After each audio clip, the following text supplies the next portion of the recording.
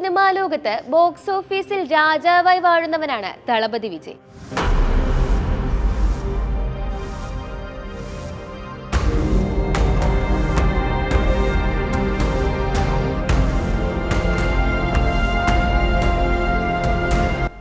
നടനെന്ന നിലയിൽ വലിയ ശ്രദ്ധ പിടിച്ചുപറ്റാൻ താരത്തിന് ആയില്ലെങ്കിലും തന്റെ ആരാധകരെ തൃപ്തിപ്പെടുത്തുന്ന സിനിമകൾ ചെയ്യാൻ താരത്തിന് കഴിയുന്നുണ്ട്.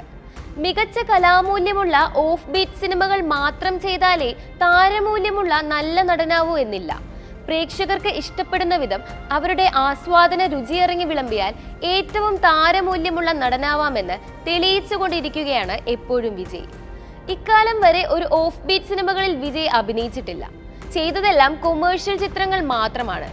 ബോക്സ് ഓഫീസ് മാത്രം ലക്ഷ്യം വെക്കുന്ന സിനിമകൾ മാത്രം എന്താണ് ചെയ്യുന്നതെന്ന് ചോദിച്ചപ്പോൾ ഞാൻ ലക്ഷ്യം വെക്കുന്നത് ബോക്സ് ഓഫീസ് അല്ല, എന്നെ വളർത്തിയ ജനങ്ങളെയാണെന്നായിരുന്നു വിജയുടെ മറുപടി.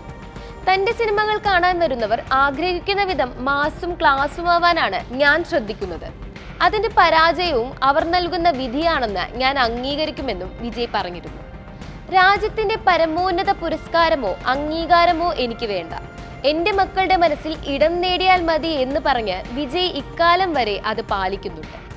ആ വിശ്വാസമാണ് വിജയുടെ വിജയവും. കഴിഞ്ഞ 7 സിനിമകൾ പരിശോധിച്ചാൽ ആ വിജയത്തിന്റെ ശക്തി തിരിച്ചറിയാനായി സാധിക്കും.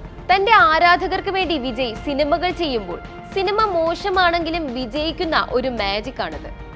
ഇക്കാലം വരെ രജനീകാന്തും അമീർ ഖാനുമാണ് ബോക്സ് ഓഫീസ് രാജാക്കന്മാർ എന്നായിരുന്നു വെപ്പ്.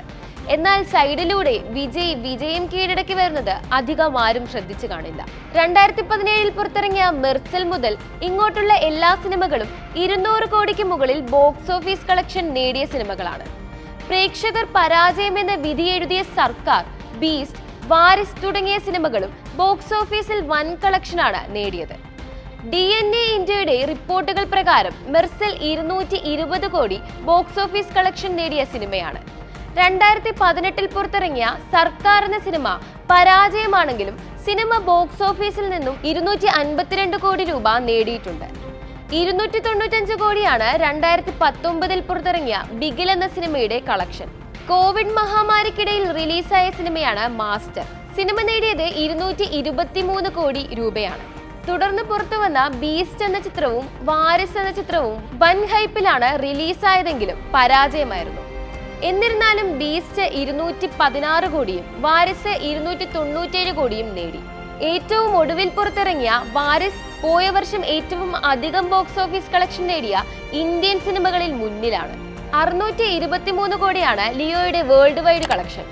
ചുരുക്കി പറഞ്ഞാൽ 2023 പുറത്തിറങ്ങിയ വാരിസ്, ലിയോ എന്നീ ചിത്രങ്ങളിലൂടെ 900 കോടിക്ക് മുകളിലുള്ള നേട്ടം വിജയ് തമിഴ് സിനിമയ്ക്ക് നേടിക്കൊടുത്തു.